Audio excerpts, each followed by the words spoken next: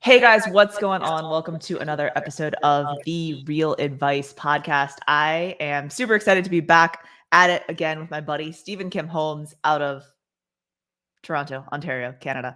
I am also really excited to welcome this week's guest to the podcast. He is a badass person, badass father, husband, real estate agent, and business coach. He lives in Pennsylvania, up there in the Northeast.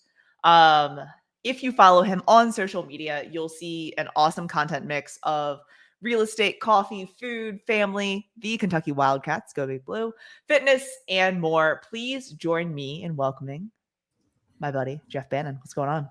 What's going on? That was quite the intro. Thank you for the kind words. It's so funny that we just met in person recently here.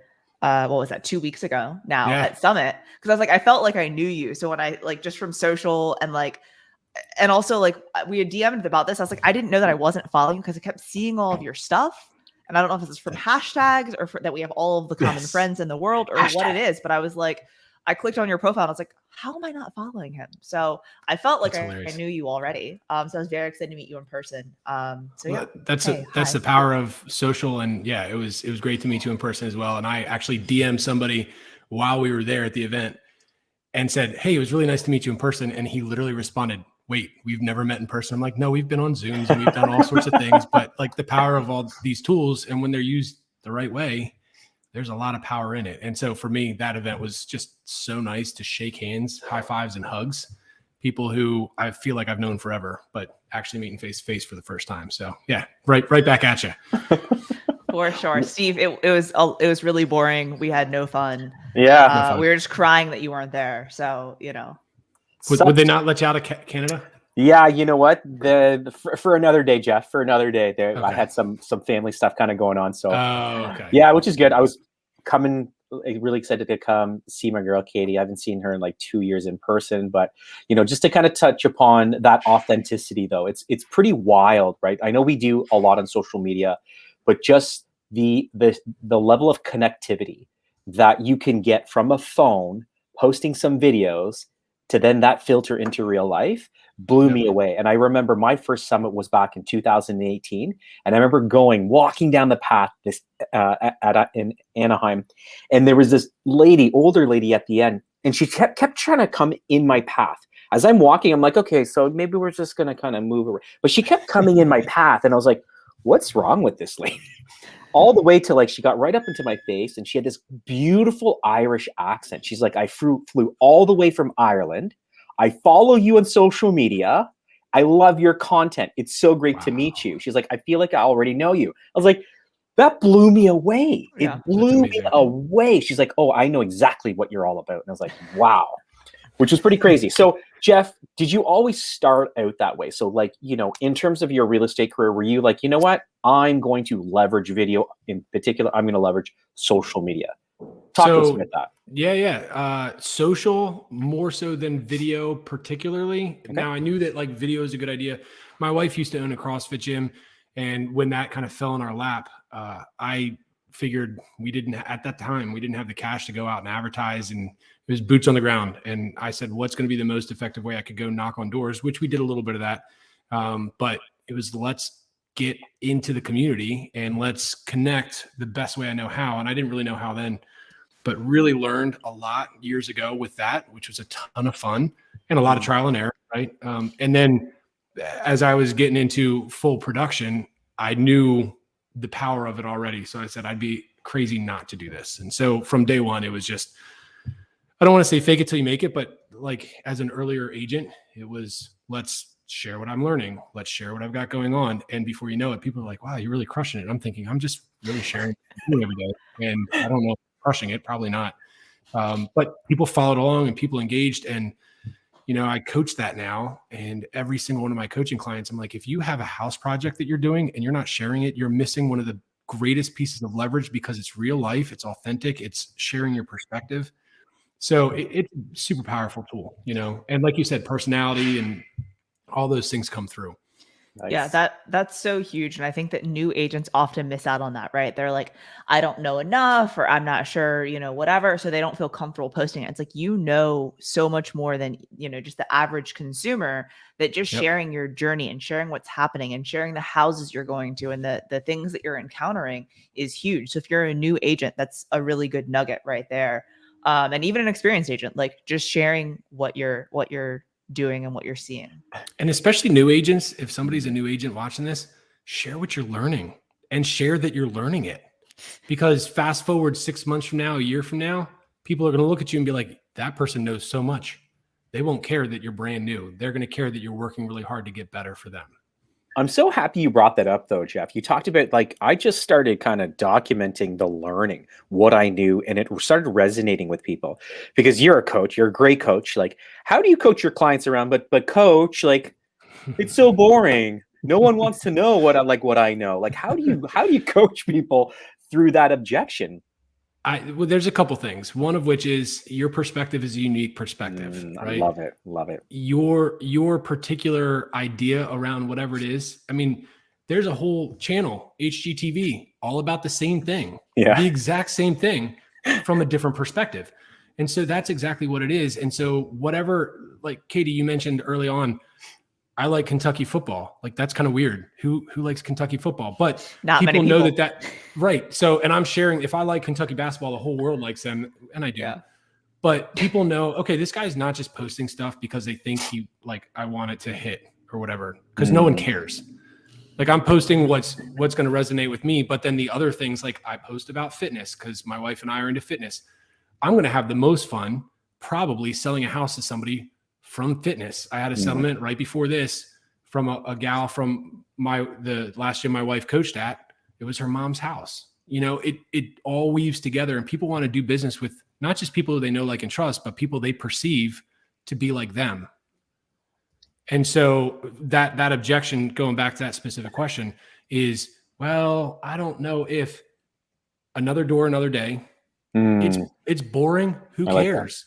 It hits home every time somebody opens up their app and they see that little story of a door. They're like, oh, there's Josh again with another door. And that's one of my clients' names. Every time I'm like, there he is showing another house. Yeah. He's selling a lot of houses as a result. It's not hard,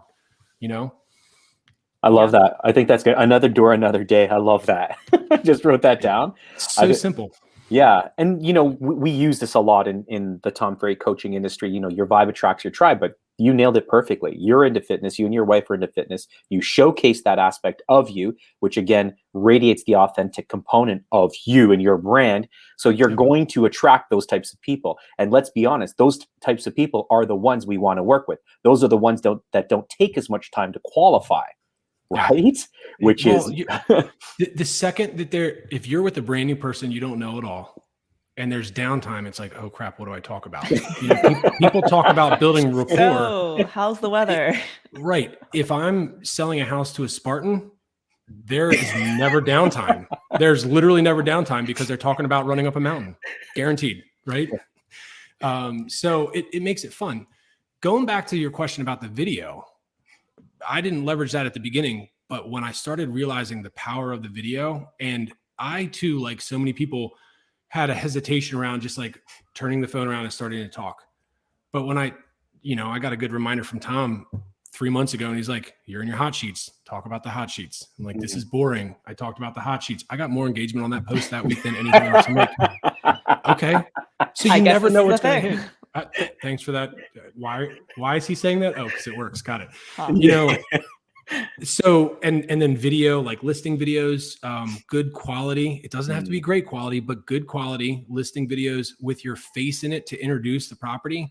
So you're building, again, that brand awareness that is brand recognition, my face, my voice, my personality, and I'm selling this house, right? Or I'm going to help market this house or whatever that looks like. So it's so important. And then there's so many things you can do with it. So. And that's great, Jeff. You just gave everyone like real life examples. So great. You don't want to be in front of a camera right now. Then share the hot sheets. Put the onus on something else, but at least start, because Tom's been talking about video for well over a decade. It's no longer like, should I be doing video? It's just like, How much? It's just expected now, right?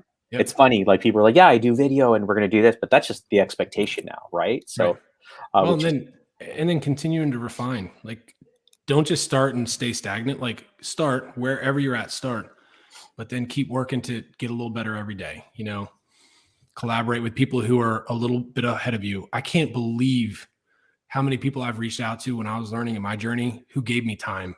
They're just like, oh, you want to grab a call? I'm like, yes, with you. You talk to me. Thanks. And then half an hour later, I'm like, I got so much out of that, super special. And I learned. And then I called my editor and said, hey, here's what we're doing now, or whatever that looks like. Yeah. So I'm a first-year agent, Jeff. And people talk about being the digital mayor of your community, this, that, whatever. What's the one thing, like you being someone in production, you also being a coach, what's the one piece of content that brand new agent should start getting out, should start pumping out? When you say very specifically mayor of the community, that's a handful of different things. Go get to know every single restaurant owner on the main street. Okay. If you have even 5% knowledge of social media, if you don't have any knowledge, learn a little bit about social media. Once you know a little bit about social media, you probably know more than most of those business owners down on your main street. And all you got to do is say, hey, I'm a new agent in town. By the way, I'm also learning about social media. If you guys ever need any support, I'd love to help you. That's touch number one. Nice. Touch number two is, hey, I'm doing some highlights on the community. Would you guys be okay? By the way, that's touch one. Touch two, you have to go back there. It's funny. One time my wife was like, Jeff, can't you just email them? I was like, no, they need to see my face. They need to know that I'm committed. So you have to go into the place. Hey, can I talk to the owner? Can I talk to the manager? Get to know them. The business owners on your main street, assuming that you live close enough to a main street, but most people do, even if it's small, are going to be the ones who are going to be the most influential in the town. So get to know the businesses, give love and support where you can. And then also share community events. Facebook always has all the community events. Reach out to the person who's running the community event. Hey, do you care if I share this too? Nice. What are they going to say? No, of course they're going to say yes. So share their stuff. And then if you can be there, even better. So now everybody you shared it with and they see you, they're going to run up. Oh, hey, how are you? So good to see you. Thanks for telling me about the event. You have now given equity to that relationship. And again, now people are going to start turning to you to say, hey, what's going on this weekend? Hey, where's the food truck festival? Hey, what's your favorite new coffee shop? Whatever it is. So get to know the restaurant owners, figure out what the events are, and then also continue to share what you have going on and be collaborative with other agents. You would be surprised how far that goes, especially if there are other agents not doing video. Hey, I saw you got a new listing. You care if I run through it? Be mindful of whatever rules there might be in the MLS. I'm not telling you to go break any rules, but there's another opportunity. You don't have a listing? Go find every single new builder and say, hey, I'd like to showcase your new build.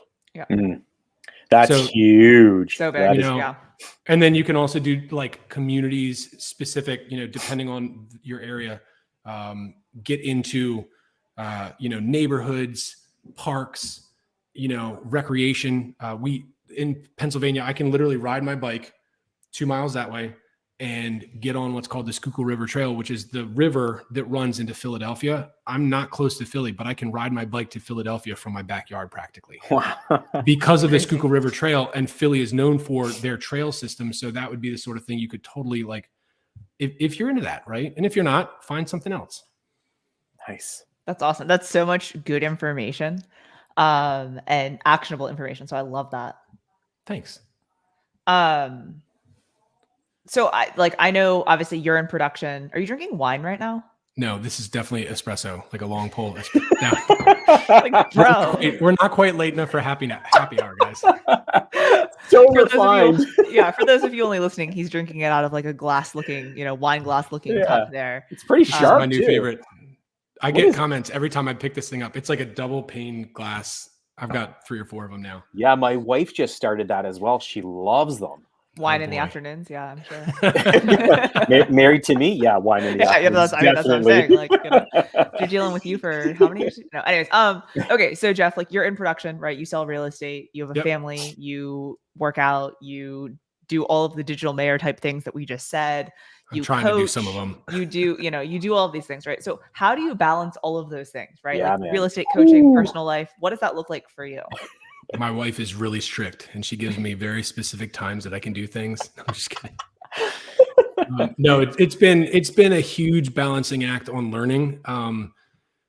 I used to, when we owned the CrossFit gym, I would work out at 9 a.m. And because we own the CrossFit gym, we'd stay and talk, which there's, again, giving equity to people. I wouldn't start my day until 11. That's terrible. Yeah. That's a terrible, I mean, and my business suffered for it. Now we just found a new CrossFit gym. I mean, we haven't owned that thing for years, but like this week, we just found a new CrossFit gym. We've been doing some fitness, but we're like totally back in, plugged in, happy. The class is at 5:30 a.m. It's a little early for me because I'm a night owl. So I'm up at 4:30. I'd be up at 5 if it were my choice, but my wife is like, no, you're up at 4:30. Gym early, come home, take my younger son to school. My older son homeschools. And then the cool thing is she's just starting to work again because she's been stay-at-home mom and with the homeschooler, he is now super independent. And he even said, Mom, if you want to go get a job, go get a job. So she just started a new job. And so now I have the new studio. Nice. We don't call this the office. We call it a studio. But I have a quiet place that I can come and do work, which is great. And so the goal is to work as hard as I can inside of the production that I'm doing in almost like the 9 to 5. And there's a lot of flexibility in that. Just because I don't want to be stuck to that regimented 9 to 5, but I have a couple days where I coach.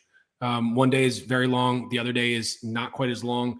And then I mostly focus on coaching things there and then any fire that come up in the real estate business. But then I'm doing production style real estate stuff on the other days, Monday, Wednesday, Friday, to make sure I'm staying on top of that. As far as showing homes, I'm really fortunate that my buyers don't run me ragged, but I've built a system around like making sure we're not just running out to show stuff.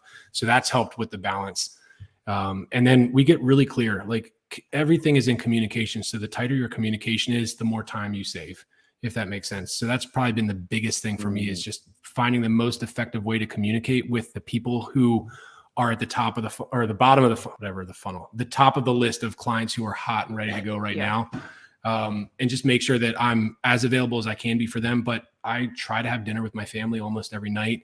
If I need to hit some texts afterwards, just to make sure that everything's buttoned up for the day, I can. And same thing with weekends. Like I'll show houses when I need to, but I'm not running from morning to night on weekends. So time is pretty important to me. And I've got some friends who are in higher production than I am. And I look at what they're doing and I'm thinking, good for you. And I'm happy with where I'm at. Yeah, I want to grow and I will grow. Nice. But part of the growing for me is growing a team, not so much growing my hours because I only have so many.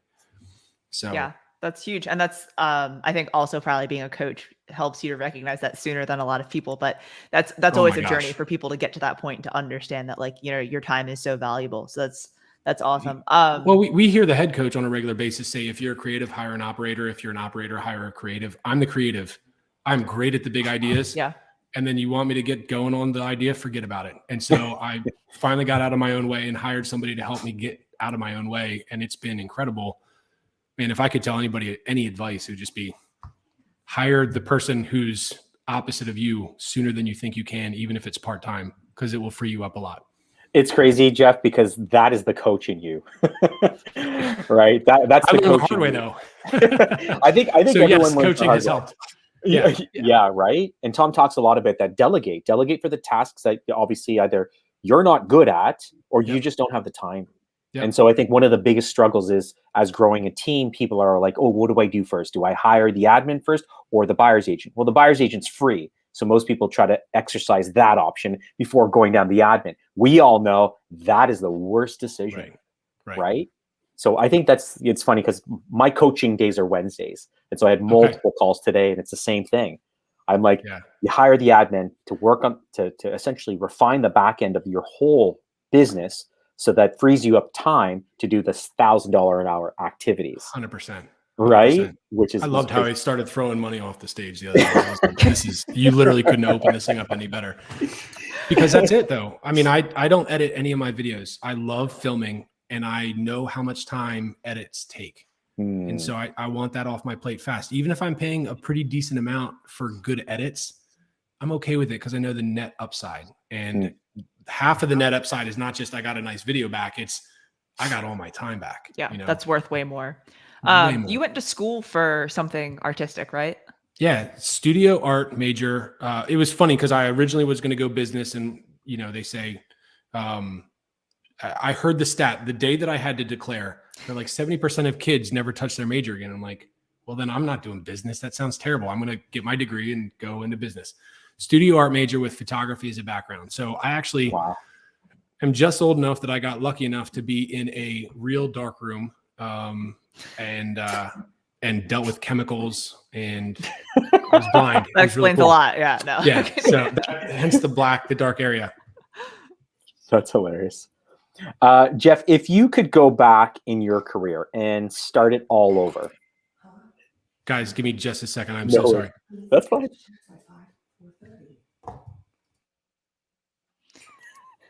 This is what I love about what we do. This is the real, authentic behind the scenes of a podcast. I love it. No, that's crazy though. I don't know if is he talking to us? I think you're muted, Jeff. I muted you. Oh. I muted you. You're unmuted now. Is there any chance that I can hit the pause button for 30 seconds, guys? Yeah. Go, totally go, fine. go, go, I'm go. so sorry. Mute me again. Thanks. He could have just left and we would have been like, oh, okay, he'll be back. Maybe not. By the way, his background right now looks like a sad face. Those two white eyes, doesn't it? Looks like that's why he needs to be in frame, because you got two little eyes, and then the chair looks like a sad face, and then like the mic is like, I don't know if it's as a tear or. So, Katie Day, what's your one big takeaway from Summit? Oh, from Summit. Yeah. Biggest takeaway from Summit. Not to give Tom Ferry a t-shirt gun. No. I think the biggest thing for me was, I mean, there were a lot of takeaways.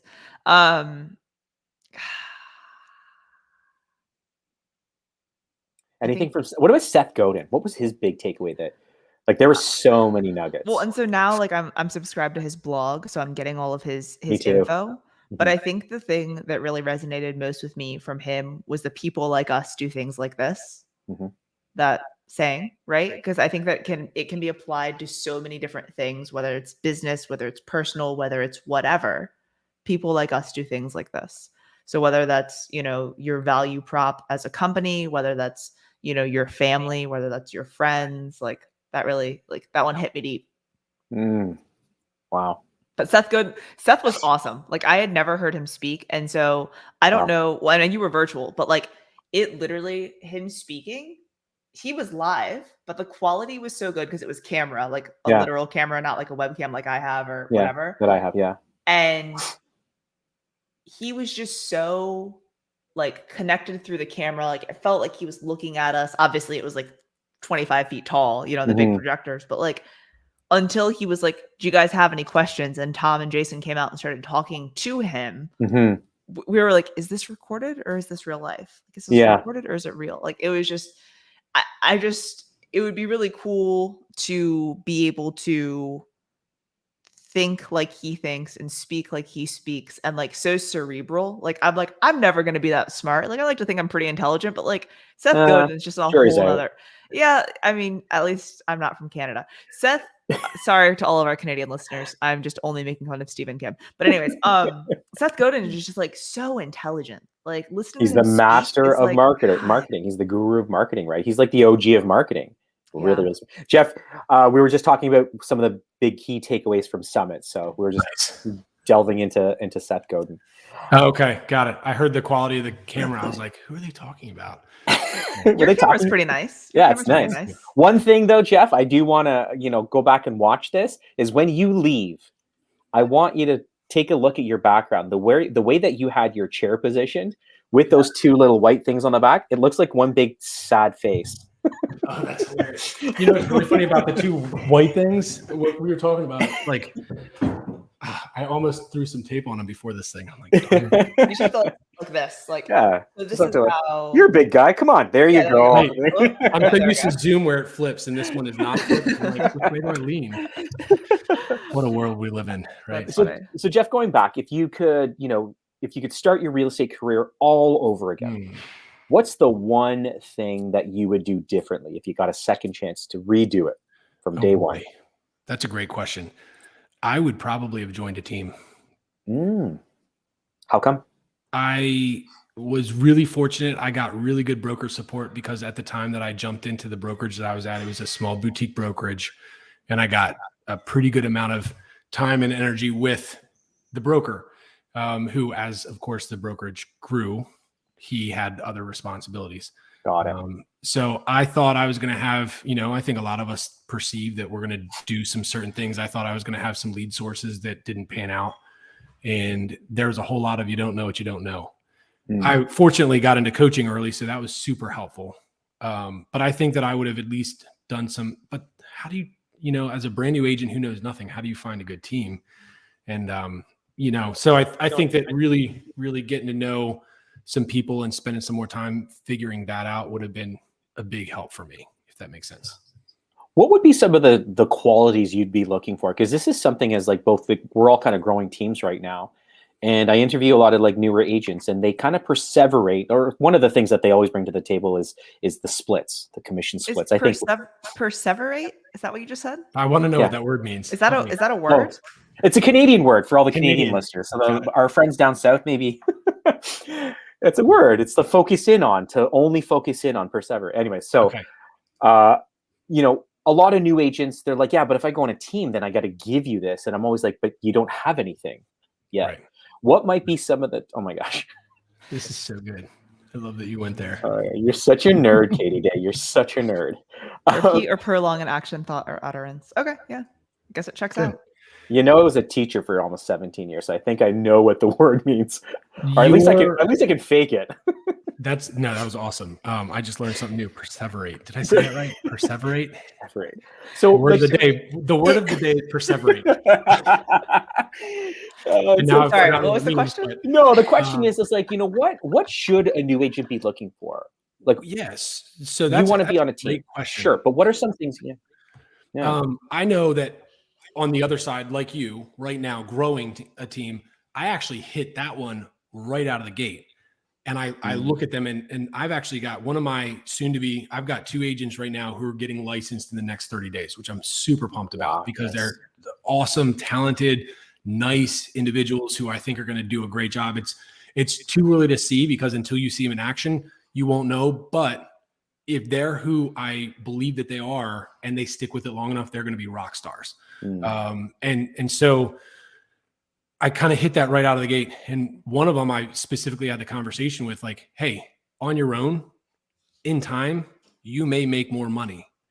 But right now, the value that you're going to get from me is going to far outweigh any commission split that you pay back to the team. Nice. Oh, and by the way, the commission split that you pay back to the team is not just whatever it is, 50-50. It's not just 50% is just going to Jeff's bank account. No, that's going back into the team.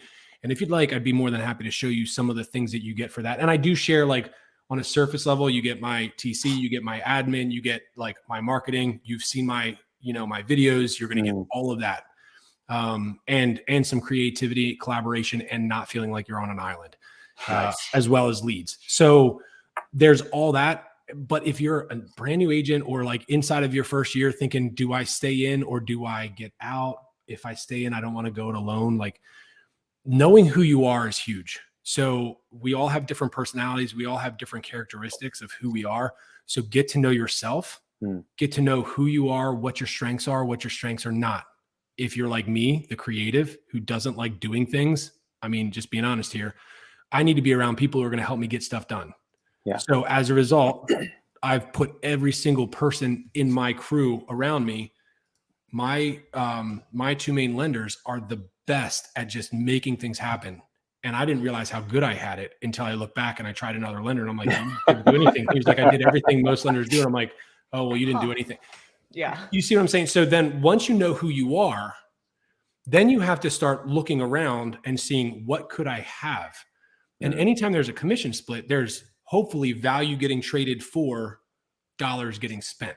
Yeah. And so what is the value? I talked to a woman, as I was in the early stages, I talked to a lot of agents who were on teams as I was getting ready to start mine, basically saying, hey, are you happy where you are? And it wasn't like, hey, are you happy where you are? Come be on my team. No, it's like, I perceive you as a pretty good agent or a really good agent. What's keeping you around on your team? And one guy said, my team lead will go on any appointment I ask him to, and he always has an answer for me. It doesn't matter what split I pay. I'm like, that's amazing. And this other woman was a single mom of 3 middle school and younger kids. She only wanted to do listing appointments. She had certain hours that she could work. She hustled like crazy, and she needed to be somewhat fed leads. She's like, I don't care if I get this much of the pie. If they keep feeding me and I keep supporting my kids and I can pick them up from the bus, I'm happy. Nice. And so know who you are, know what you want, and then you start interviewing the team leads. Does that make sense? Yeah. And they're all going to promise you the world. So then the other piece of the puzzle that I think is ultra important is understand your values and their values. Yeah. Because if everything else lines up, let's say you guys both have 5 values and they're like on different planets, forget about it. Yeah. But if 4 of the values of the 5 are pretty in line, the likelihood of you guys hitting it off and working well, and that goes into team culture, which is a whole nother conversation. Yeah. But, really digging in and figuring that out, and talk to other people on the team, see how they like it, like real conversations. What would be flipping the script on that a little bit? What would be some of the 1 or 2 maybe questions that, as a team leader interviewing team members, what are some things that you always make sure you ask, or you always advise clients that they should ask? That's a good question. And that, for me personally, that's been a really weird one, because I had a crazy process for hiring my admin. I actually had one guy jump out at the final interview. He was one of my top 3 candidates and called me that morning. He's like, I'm out. I'm like, why? He's like, I feel like you're putting me through the Hunger Games. My broker owner hired him. I was like, this guy's great, but he's not for me, because he, you know. So that process was crazy. But my current process with my couple of agents who I said are about to get hired are actually, they were introductions to me, because people knew what I was looking for. I had been so clearly like sharing with the world that this is what I'm doing, and this is who I'm looking for. I didn't know the person, but like, this is the personality, this is the kind of person, this is who I think would be a really good fit. And I had one introduction. I'm like, great. My goal for this particular time period is to hire one, and it was a great fit. And then 2 weeks later, I got another introduction just like that from somebody else. I'm like, this is amazing. But in those conversations, talking about, where do you see yourself in the future? I mean, kind of some of the stuff that you would expect from an interview, but like really digging into that. Not just like, hey, what's your 10-year goal? But it's like, okay, what does that really mean? And you mentioned like into the coaching world, like that's one of the things that we, Stephen, we do on a regular basis. If I don't know your why, there's no leverage. Yeah. Like, I can't keep you accountable if I don't know why you're doing what you're doing.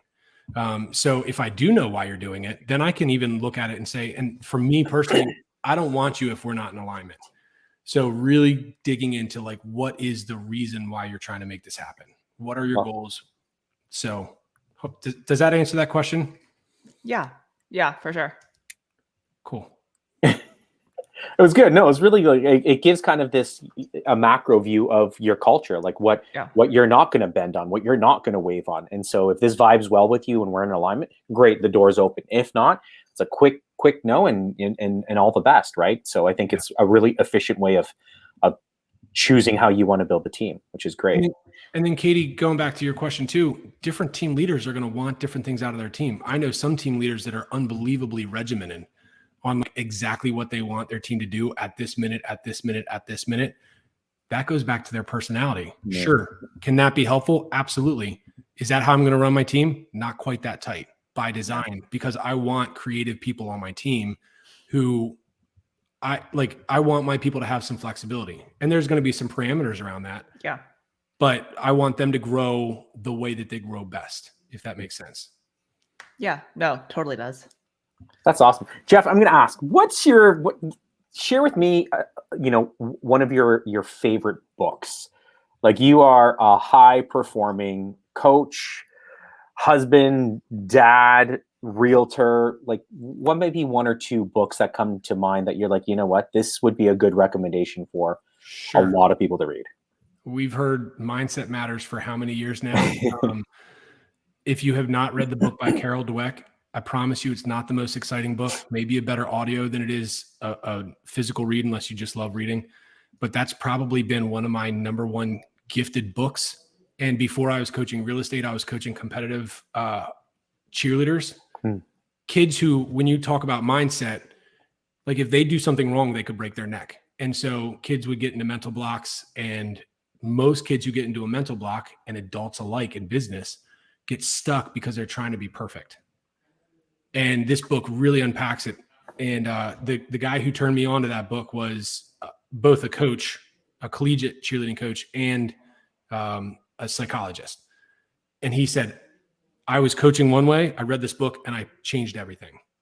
And you know that that's something that Tom coaches on and a lot of other coaches. But that one book, if you've never read it, it will literally shift how you perceive almost everything, I think, for most of us. I'm 100% in agreement with you. As a teacher of almost 17 years, I was exposed to Carol Dweck stuff very early on. And if you haven't read the book, and it's not the most exhilarating read, so maybe Audible might be best, but everyone should read that book. It is a phenomenal book. And if you're a parent, it'll help you with that too. Yeah. Oh yeah, man. Or like an athletic coach, like it's a deal maker with that stuff. Love it. That's probably the number one. Sweet. All right, let's end it off with the final question. Katie, would you like to ask our honored guest our last question? It's a doozy. Oh boy. All right, Jeff. If it was your last meal on Earth, oh my gosh, what would you be eating? It's tough, right? It could be. No, it's actually not that tough. It's just tough because normally you get this and it's not that good. It's got to be really good, but a really good surf and turf. What's your steak of choice? More often than not, New York, but every once in a while, filet. Okay. Now, can I ask, us being foodies, where do you go in Pennsylvania for good surf and turf? I don't, because it sucks. You don't? I wasn't sure, Steve, if you were I make it at home. Inspired just then, or what was happening. But no, I would rather grill a steak at home because every once in a while I'll go to a nice steakhouse, but that's super rare. And unless it's a nice steakhouse, I'd rather do it at home. Nice. Yeah. Nice. Yeah. Awesome. Cool. Well, Jeff, we just want to say thank you so much for sharing your time with us. You are definitely the real deal. You're awesome, man. Much continued success with everything that you do, you touch in business. For the select few people who don't know where to go to follow you, Jeff, where should they go to know more about Jeff Bannan? Probably the most exciting place, and I'm not even saying it's exciting, but Instagram at Jeff Bannan. Bannan spelled Bannan. ON will not get you anywhere. Awesome, Jeff. Well, thank you so much for your time, man. Hopefully I get to meet you in person. Absolutely. And make sure that you follow Jeff and his journey on social media. Cool. Appreciate you guys. Have a great one. You too. Take care, guys.